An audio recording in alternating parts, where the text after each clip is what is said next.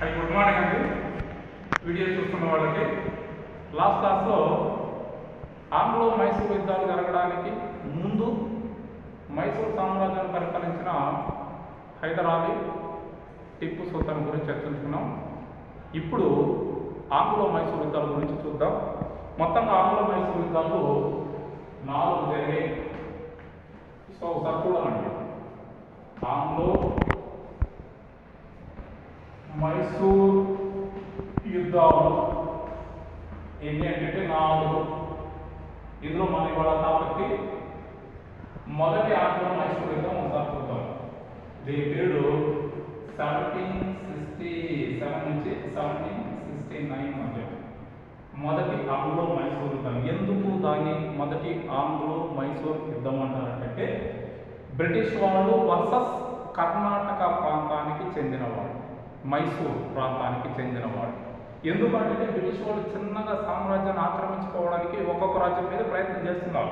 ఇంతకుముందు భాషలో మనం చెప్పుకున్నాం ఆంగ్లో కర్ణాటక యుద్ధాలు అని చెప్పుకున్నాం. సో ఆంగ్ల కర్ణాటక ఎఫెక్ట్లోనే మనకు ఆ డెక్కన్ ఏరియాలో కొత్త సామ్రాజ్యం పుట్టుకొచ్చింది. అందులో భాగంగానే ఇవాళ ఆంగ్లో మైసూర్ యుద్ధాల్లో ఇది వస్తే ప్రాబ్లం వస్తుందని చెప్పి దీర్ఘ దృష్టిని ఆలోచించి హైదరాలీ, టిప్పు సుల్తాన్ ఇద్దరు బ్రిటిష్ వాళ్ళు ఎదిరించారు. కానీ వాళ్ళ ముందరుగు బ్రిటిష్ వాళ్ళ ముందరుగు మన వాళ్ళు గెలవలేకపోయారు. సో అందులో వచ్చింది మొదటి ఆంగ్లో మైసూర్ యుద్ధం. ఈ యుద్ధం జరుగుతున్నప్పుడు మైసూర్ నవాబు హైదర్ అలీ, ఇవి బిట్లండి.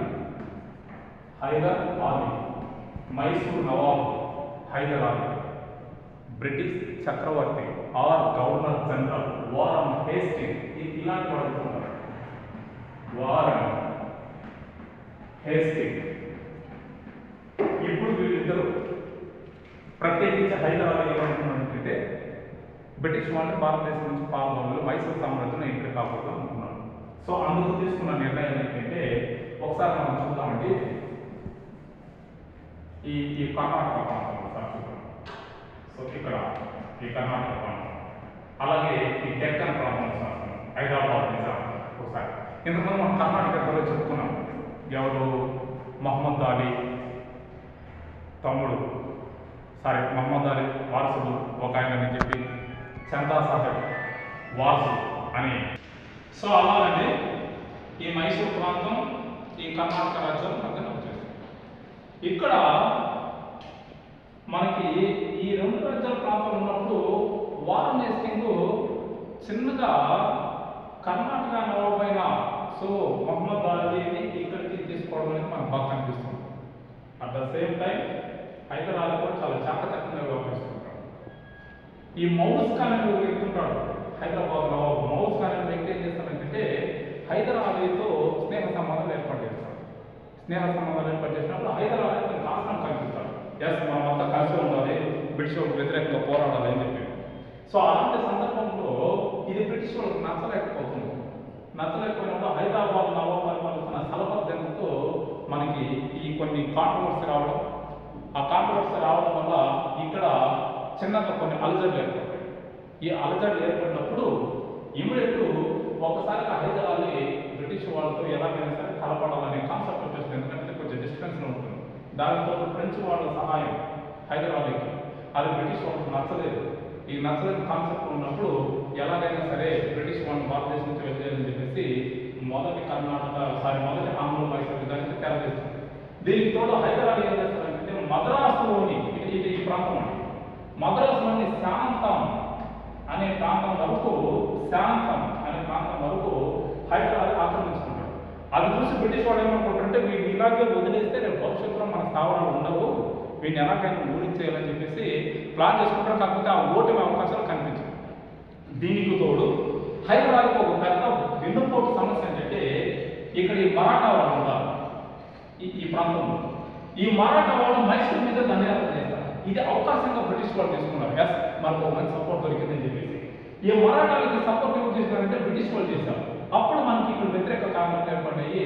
హైదర్ అలీ కాస్త ఇబ్బంది అనిపించింది. ఈ సందర్భంలోనే ఇద్దరి మధ్య ఒక సంధి జరిగిందండి. ఇది ఇంపార్టెంట్ అండి. ఎవరెవరి మధ్య అంటే బ్రిటిష్ వాళ్ళు వర్సెస్ హైదర్ అలీ మధ్య ఒక సంధి జరిగింది.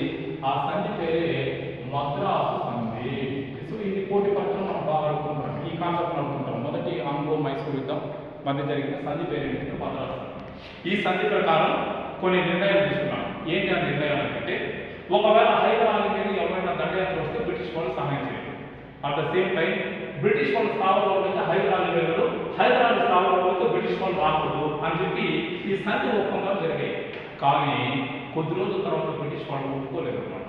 చిన్నగా హైదరాబాద్ స్థావరాలని ఎత్తులు కావడం జరిగింది. అలాగే బ్రిటిష్ వాళ్ళకి ఎక్కడెక్కడ స్నేహ సంబంధాలు వాళ్ళందరినీ కిలికి హైదరాబాద్ మీద జరిగింది. ఈ ఎఫెక్టే మనకి రెండవ ఆంగ్లో మైసూర్ యుద్ధం జరగడానికి ప్రధానమైన కారణం.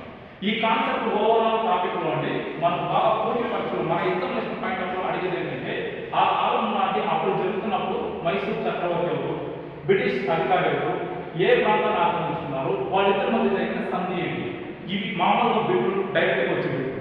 అలా కాకుండా మొదటి ఆంగ్లో మైసూర్ యుద్ధం సంధి తర్వాత జరిగిన ఒప్పందాలు ఏంటి అన్నది ట్రెడిషనల్ బిల్స్ అండి. ఈ మధ్యకాలంలో బాగా అడుగుతుంటాం, దాన్ని ఒకసారి గుర్తుపెట్టుకోవాలన్నమాట. సో అదేంటి, ఇది ఆంగ్లో మైసూర్ యుద్ధానికి దారితీసిన అంశాలు. నెక్స్ట్ క్లాస్లో రెండవ ఆంగ్లో మైసూర్ యుద్ధం గురించి చర్చించుకుంటున్నాం.